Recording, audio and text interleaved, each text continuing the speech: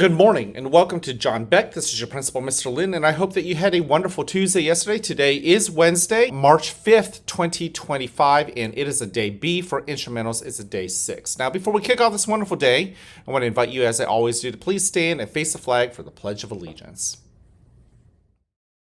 I pledge allegiance to the flag of the United States of America and to the republic for which it stands, one nation, under God, indivisible, with liberty and justice for all. Thank you. Now go ahead and take a seat. I'm so happy to see you guys right here in school. Every time I see you, I get a big smile. I feel very warm inside because the future is bright, and it is bright because I see your faces, and I know that you're meant to make this world a better place. You got to work together, though. In order for us to work together to make this world a better place, we've got to follow 3 expectations, at least here at John Beck, but I hope that you'll export it out into the community. And number 1, you know what it is. Let's be respectful. Be respectful to yourself. You've got to believe that you are meant to be here. You've got to believe that you have something to contribute. And once you believe that you have something positive to contribute into our community, then I believe you will also start acting and working in that fashion. And you know, the opposite happens too. If you feel like you're not a good kid, if you feel like that you're always prone to get in trouble, or that you're not as good as everybody else, believe it or not, you'll actually start acting that way. It's called a self-fulfilling prophecy.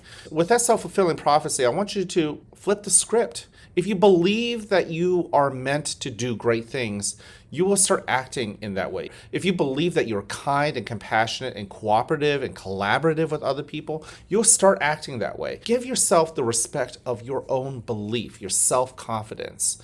And then, of course, export that respect to your teachers. We talked about this yesterday. Give that respect out to your classmates. The teachers that are in front of you, the teachers who are beside you, if they are servicing you, they have dedicated their life to working with children, with you, to make a better future.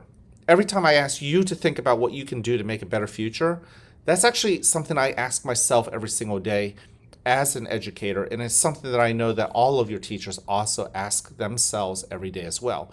There are plenty of teachers here at this school or in any school that could be making way more money but doing other things. So being a teacher, in the end, is a choice. And I want you to feel good about that. It's kind of nice to know your teachers chose the profession that they are working in right now. Number 2, show that you are responsible. Know your realm of control.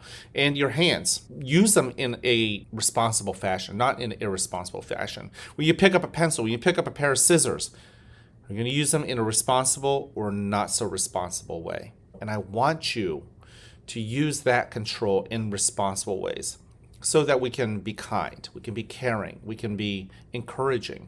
Everything that you've got that you can control, use them in those ways. Finally, number 3, show that you're ready. I talked about on Monday how I was in that rock brain. I was really struggling because I really wanted to call the students of the month, and well, I didn't get to do that. I had to give myself that flexibility to do it yesterday. And as you all heard, I did come on to the intercom yesterday afternoon, and we were able to celebrate our students of the month. You know, it still worked out. It was a day late, but it wasn't the end of the world. When your schedule changes, when what you expected becomes unexpected, how are you going to operate? Well, is it really the end of the world if something changes? It may not be something you prefer, but you can really embrace that new normal. Be ready. Be ready for change. Be ready to feed the good wolf. Be ready to embrace the T-Flex.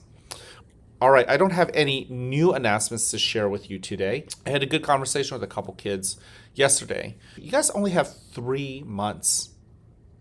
3 months. 3 months for what? Well, 3 months to be who you are right now. If you're in second grade, you got 3 months to be a second grader. And that's all you've got. You'll never be a second grader again.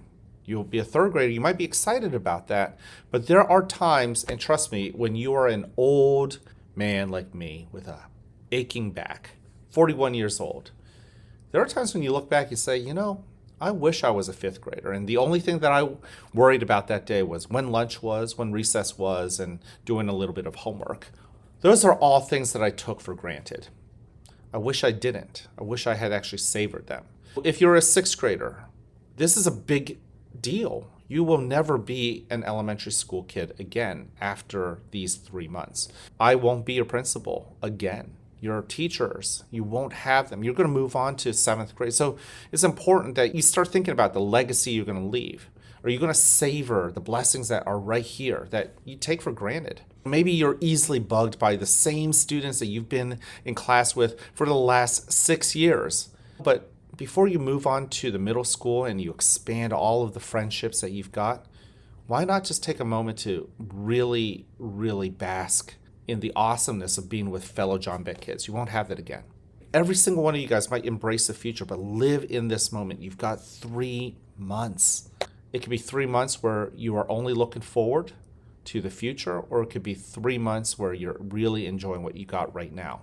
Like I said, when you're older, you might look back at elementary school and say, I wish I was back there. In fact, we hear it from middle school students. Sometimes when I talk to them, or even high school students, they will talk back about how awesome it was to be at John Beck and how they wouldn't mind if they had a day or two just to go back to be an elementary school kid. You're living that life. Enjoy it. All right, I love you. I care about you. I'm here to encourage you. Go spread that message to everybody else in the most creative ways that you can. I can't wait to see you guys around. Have an awesome day. And as always, I like you just the way you are.